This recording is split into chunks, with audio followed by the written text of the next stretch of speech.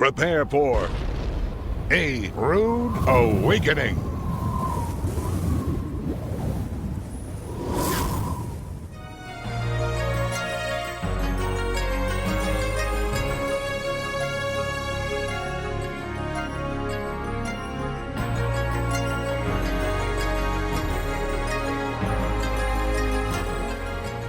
Shalom, this is Michael Rood in Jerusalem, and I am standing in front of a Tammuz cave at the time of the winter solstice. This marker stone in front of the cave faces dead east and is replete with the Babylonian Tau that has been the iconographic representation of the Babylonian sun god who was born on December 25th, the ancient calendar, the winter solstice. This Babylonian Tau then turned into the Roman cross upon which the Romans sacrificed their victims, including Yeshua, as a sacrifice to their gods. The four Gospels paint a detailed portrait of the Messiah as he moves through the landscape that was painted by Moses and the prophets.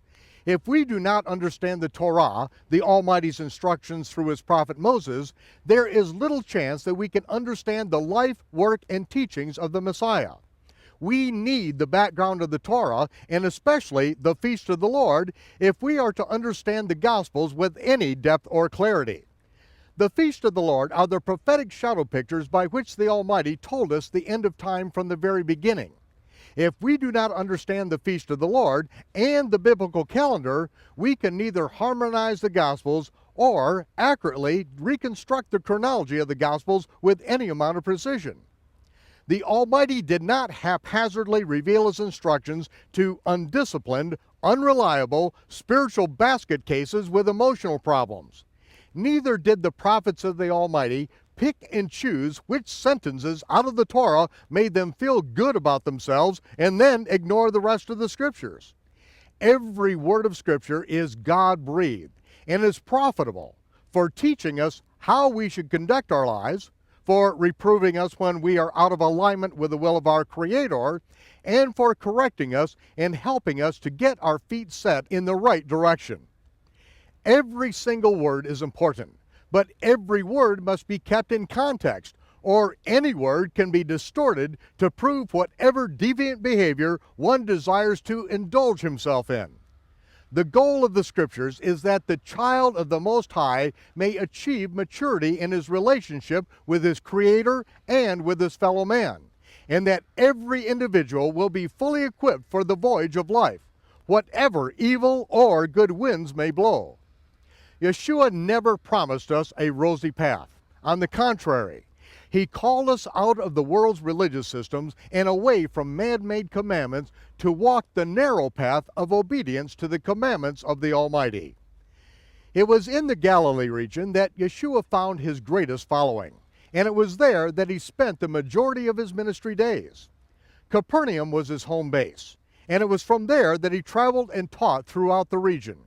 He often returned to the Capernaum synagogue to teach, and it was there that he taught on the fulfillment of Hoshana Rabbah, the last great day.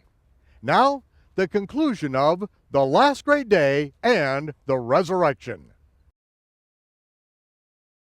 Now we're going to come to the very time in which we have left the feast of Shavuot. We have had the entire summer. Now we're coming up at the end of the year, and we have all during that summer, he has sent the 12 out, and he is out there teaching. Thousands of people are now following him. He goes across this lake to the other side, and there it is. Thousands of people are there together. They have had nothing to eat. He had compassion on them, realizing that, for all these people to get fed, he's responsible. He's got to do something about it. And so he has his disciples divide up 5 loaves and 2 fishes, break them up in baskets, and it turns out at the end of the meal there are 12 baskets full of the barley loaves that are left. It doesn't say that they had any fish left over. It wouldn't smell that good. They had to carry that fish around with them for a long time. But the barley loaves, that could be carried around. They could use that for a few days afterward. And that's what they did. But it was that night that he sent his disciples by way of boat, and they sailed and came to Capernaum. where we are. He stayed back, went up into a mountain to pray, and it was at that night that a wind came up. His disciples went ahead. There were no other boats there. He had to get over here, and so it says that he walked across the water. And while they were on their way over, they saw him, thought it was some kind of apparition out there. What's going on? And they realized that it was Yeshua. He was walking on the water. I've tried it several times. I have no idea how he did it. It never's worked for anyone else that I know, but it worked for him. And then it says that when he got in the boat, they were immediately on the other side. They got over here to Capernaum, and then all the people saw that, there were some boats from Tiberias that were there, but the disciples' boat was gone. Yeshua was nowhere around, and so it says that they got in these boats from Tiberias and sailed over to Capernaum.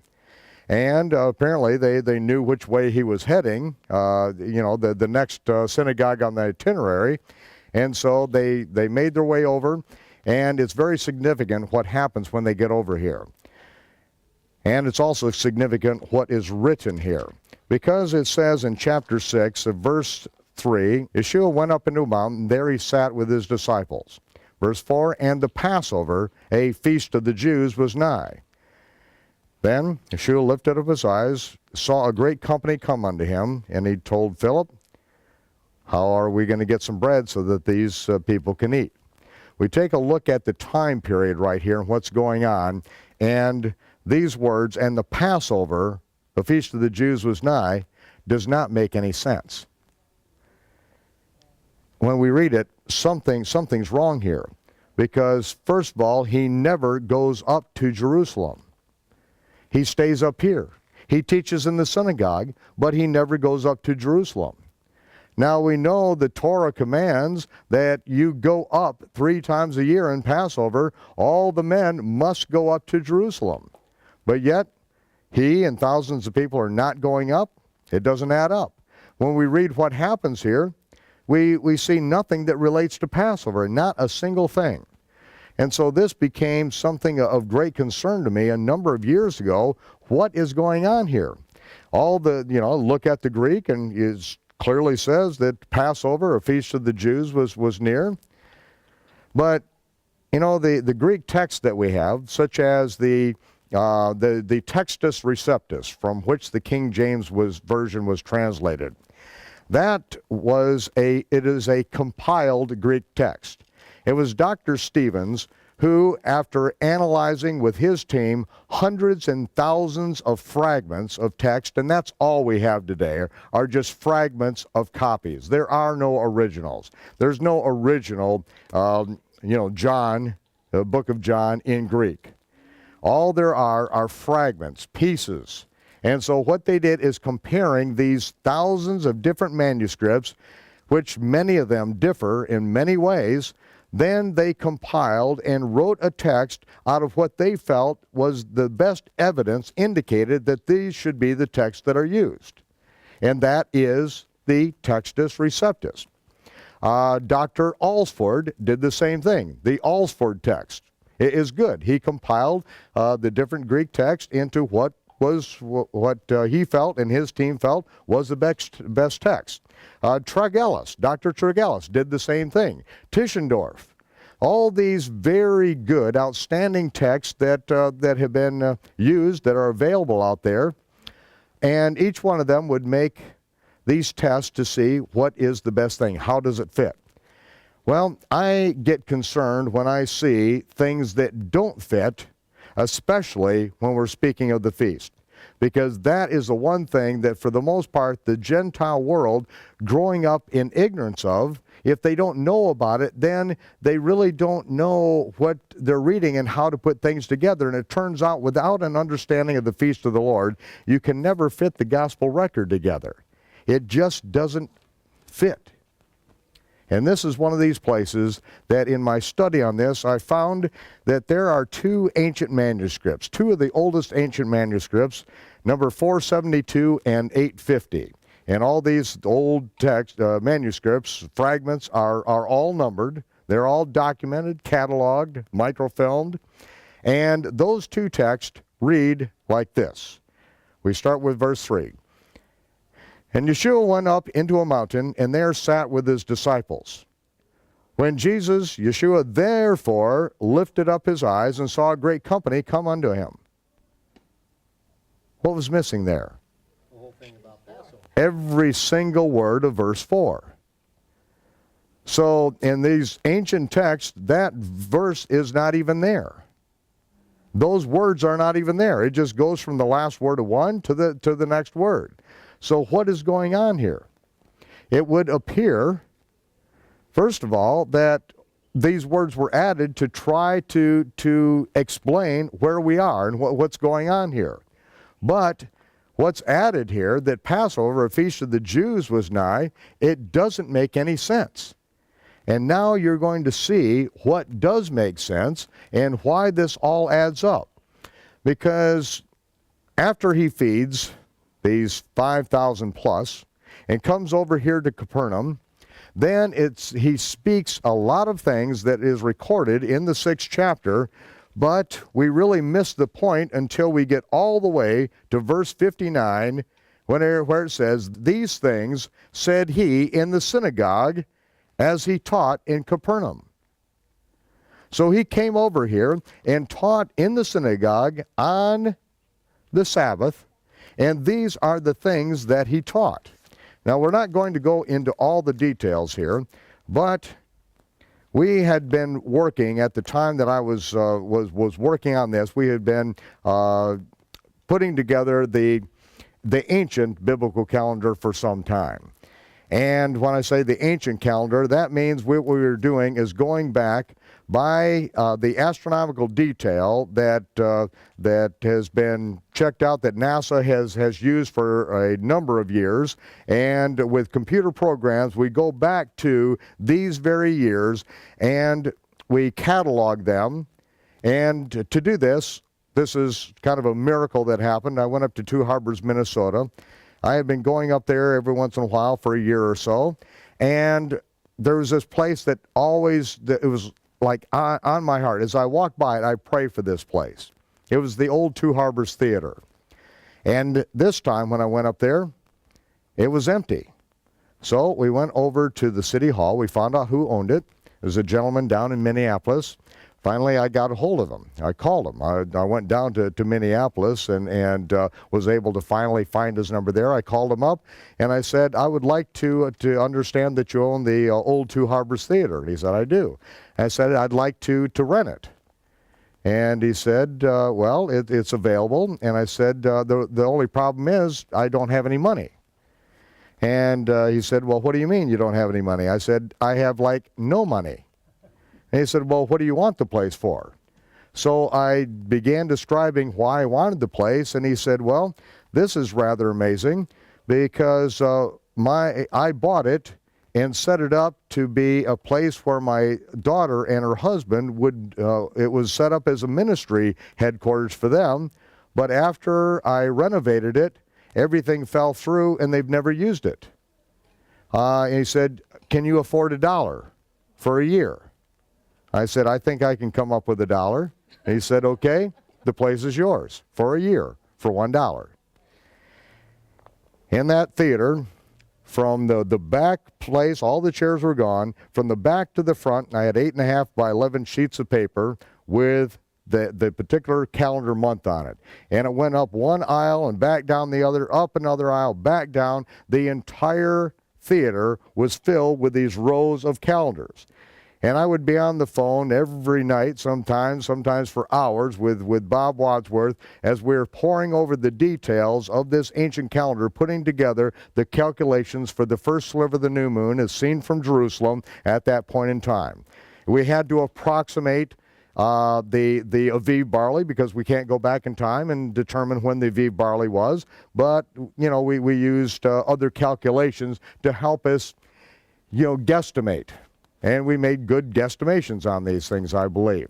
And it was at that time that we were working out the details on it and saw that this very incident appeared to take place at the sighting of the new moon of Tishri, which is the 7th month, the Day of Trumpets.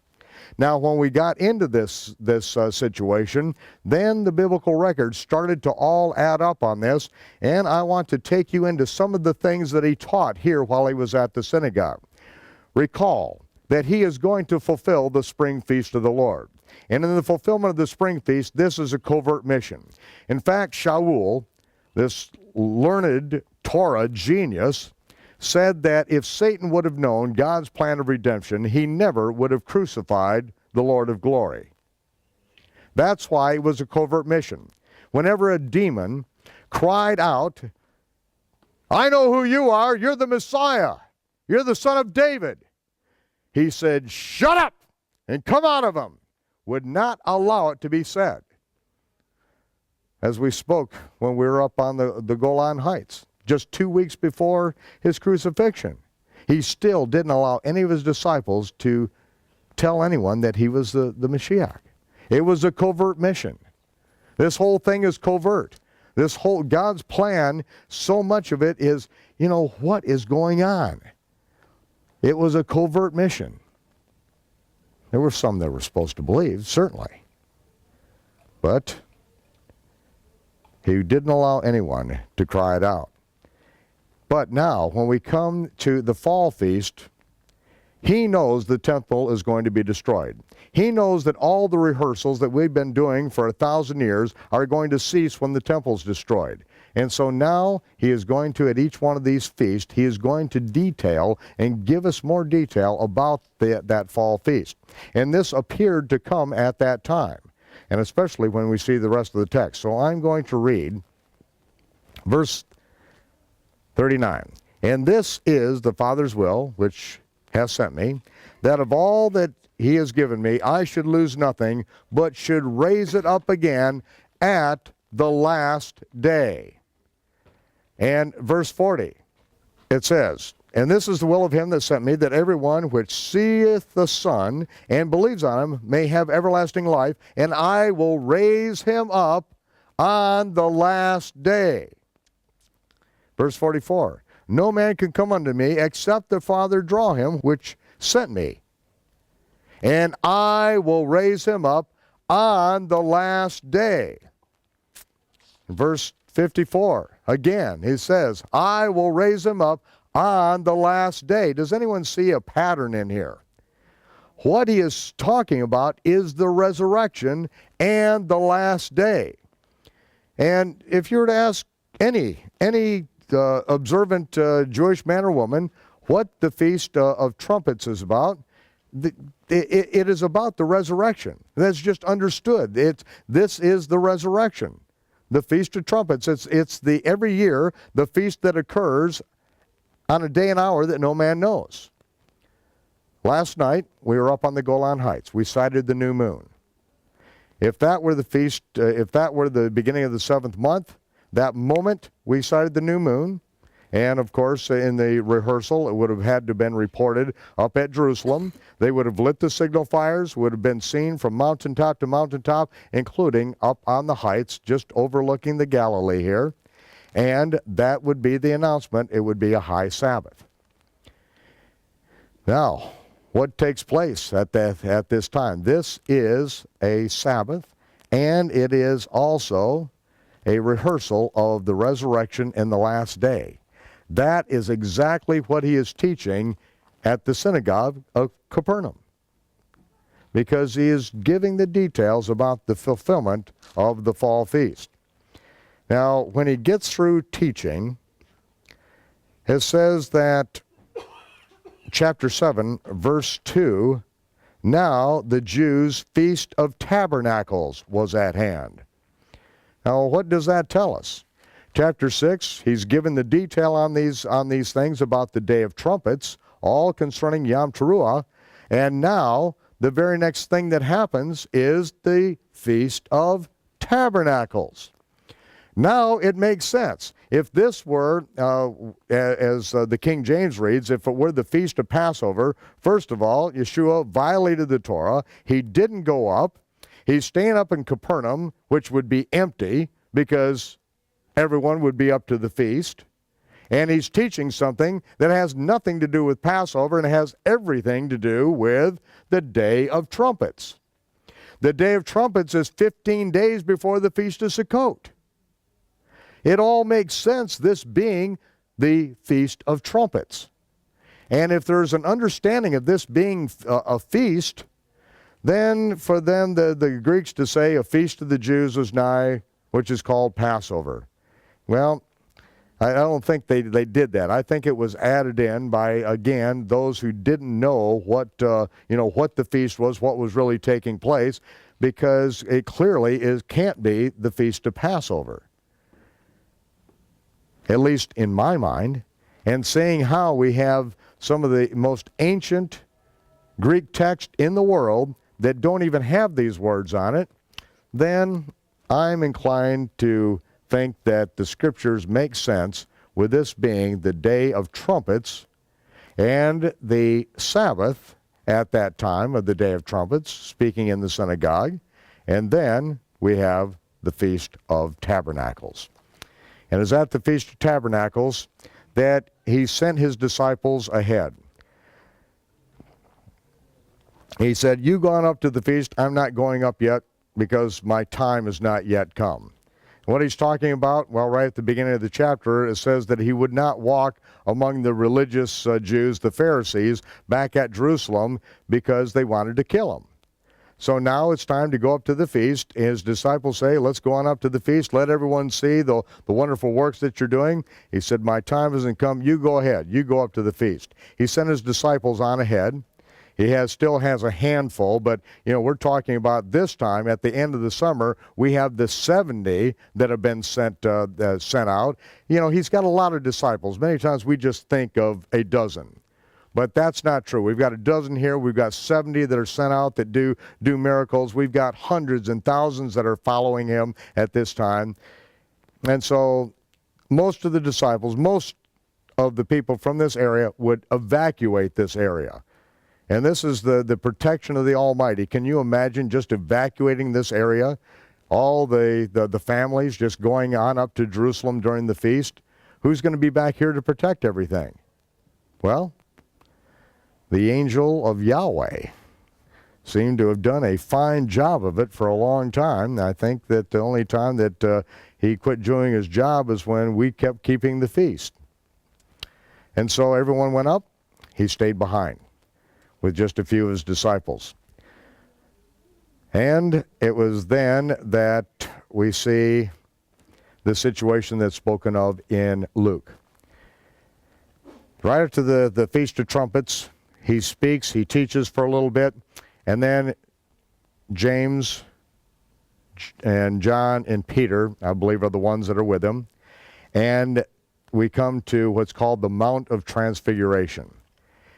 And really, what we should call it is the Day of Atonement. Because you don't go up to the Day of Atonement. You go up to the feast. You don't have to go up to the Day of Atonement. It's one day. It's right in the middle or right at the tail end of the harvest. And when the Day of Atonement happens, which is on the 10th day of Tishri, 10th day of the 7th month, then we've got just a few days to get up to Jerusalem at that point. They wanted to kill him at Jerusalem. And the disciples know that. That's why he said, "You go ahead. All you, thousands, go on up ahead. I'm staying behind." And so he's out in a deserted place, and that's when Peter, James, and John were with him, and he saw this supernatural manifestation. They saw, it says, a vision of Yeshua with Moses and Elijah, and he was transformed before them. As they looked at this and saw this, when they then spoke to him afterwards, they said, "Lord, Master, it's good for us to be here. Let's stay here. We'll build 3 sukkahs here. One for you, one for Moses, and one for Elijah." Because they know that they want to kill him up at Jerusalem. Okay, here's an idea. Let's not go up to Jerusalem. Let's stay here. Obviously, this is a very blessed place. Sounds like a good idea. Until a voice comes out of heaven, and it says, "This is my beloved Son. Listen to him. You guys have some really goofy ideas." and they leave, and they go up to Jerusalem for the feast. On their way up, they stop near the village of the Samaritans, where he taught just after Shavuot. They sent Andrew, James and John, I believe, James and John in to buy provisions. We talked about that the other day, where they refused to even sell him anything. No pita, no hummus, no Reuben sandwiches. Wouldn't sell him a thing because he was not going to play religion with them and stay at Mount Gerizim for the feast. He was going up to Jerusalem. And then he continues on his way up.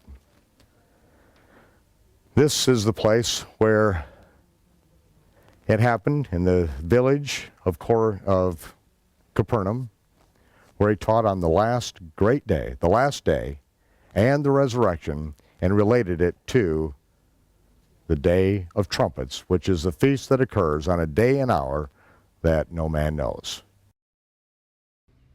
As we close this particular teaching, Yeshua is on his way up from the Galilee to Jerusalem. He will stop off at a Samaritan village on his way for a very interesting altercation. In our next episode in the A Rude Awakening series, I will take you back in time to that earlier encounter between Yeshua and the community of Samaritans who worshiped on Mount Gerizim. We will watch the entire prophetic story unfold in The Woman at the Well. This is Michael Rood from Jerusalem bidding you shalom, peace, and I'll see you when the smoke clears.